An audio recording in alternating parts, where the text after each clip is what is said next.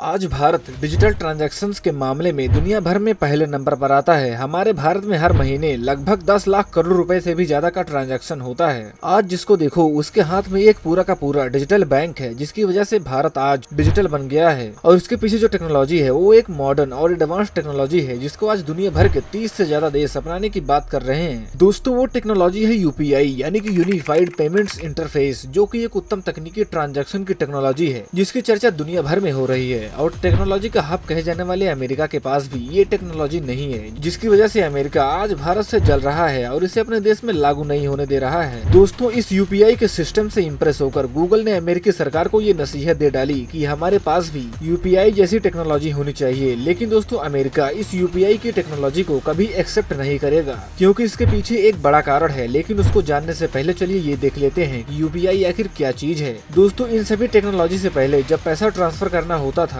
तब हम या तो किसी के हाथ से पैसा भिजवा देते थे या फिर बैंक का सहारा लेते थे, या फिर उसके अलावा एक और चीज होती थी मनी ऑर्डर। लेकिन यह सब इतना सेफ नहीं था। इन सभी चीजों में ग्राहकों को बैंकों के कई दिनों तक चक्कर काटने पड़ते थे, तब कहीं जाकर पैसा एक बैंक से दूसरे बैंक में ट्रांसफर होता था। इन्हीं सभी चीजों के सॉल्यूशन के लिए एनपीसीआई यानी कि national payments corporation of India, जो कि आरबीआई की ही एक नॉन प्रॉफिट कंपनी है, एक सिस्टम लेकर आई, एनईएफटी यानी कि नेशनल इलेक्ट्रॉनिक फंड ट्रांसफर, जिससे आप अपना पैसा भेज सकते थे। और कुछ समय बाद एनपीसीआई 2004 में इसका एक एडवांस वर्जन लेकर आई, जिसे कहते हैं आरटीजीएस यानी कि रियल टाइम ग्रॉस सेटलमेंट, जिसके जरिए आप 2 लाख से ज्यादा के रुपए आसानी से भेज सकते थे, जिसमें लगभग 1 घंटे का समय लगता था, लेकिन अब 30 मिनट में ही हो जाता है। लेकिन जब 2 लाख से कम के पैसों को कहीं ट्रांसफर करना होता था तो काफी दिक्कतें आती थी। तो इसके लिए एनपीसीआई लेकर आई आईएमपीएस यानी कि इमीडिएट पेमेंट सिस्टम। लेकिन इसमें अगर किसी को पैसा कहीं भेजना है तो इसमें कई मल्टीपल प्रोसेस फॉलो करने पड़ते थे। सामान खरीदना तो दूर की बात थी, लेकिन जल्द ही एनपीसीआई को ये रियलाइज हो गया कि अगर इंडिया को डिजिटल बनाना है तो एक ऐसा सिस्टम लेकर आना पड़ेगा जिससे आम आदमी भी 1 रुपया तक आसानी से ट्रांसफर कर सके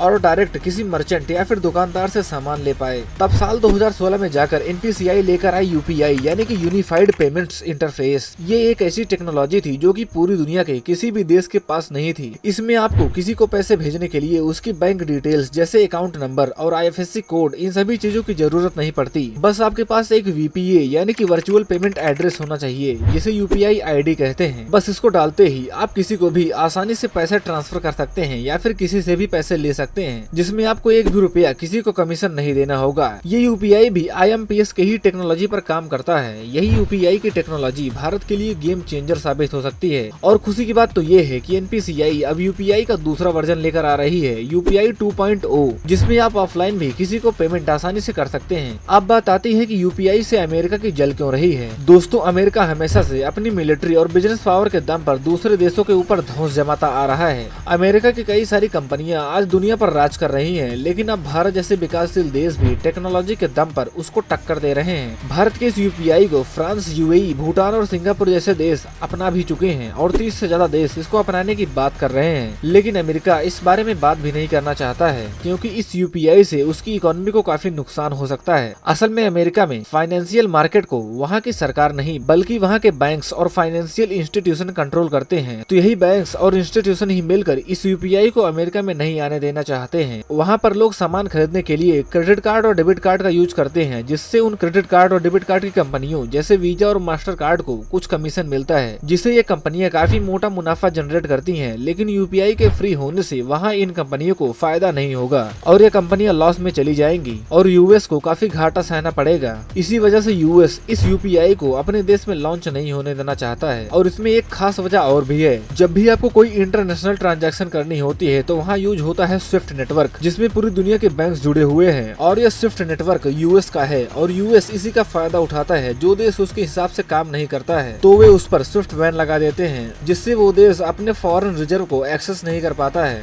हाल ही में आपने रसिया यूक्रेन वार में देखा था कि कैसे रसिया को स्विफ्ट नेटवर्क से बाहर कर दिया गया था, जिससे रसिया अपने फॉरेन रिजर्व को एक्सेस नहीं कर पा रहा था। यही चीज कहीं इंडिया के साथ ना हो जाए, इसके लिए यूपीआई स्विफ्ट का अल्टरनेटिव साबित हो सकता है। जब ये यूपीआई ग्लोबली फैल जाएगा तो आप अपनी यूपीआई आईडी से किसी भी देश को जो कि यूपीआई को एक्सेप्ट कर चुका है वहां आसानी से पेमेंट कर सकते हैं। इसी वजह से अमेरिका को ये भी डर है कि कहीं उसकी बादशाहत ना छिन जाए। तो दोस्तों ये थी बातें यूपीआई के बारे में जो कि भारत को फिर से सोने की चिड़िया बना सकती हैं। और अगर आपको इस वीडियो से कुछ सीखने को मिला हो तो इसको लाइक करके अपने दोस्तों के पास भेजना ना भूलें और हमें सपोर्ट करने के लिए हमारे चैनल सेल्फ फ्यूरियस को सब्सक्राइब कर लें ताकि देश और दुनिया से जुड़ी जानकारी आपको मिलती रहे। मिलते हैं अगली वीडियो में, तब तक के लिए जय हिंद जय भारत।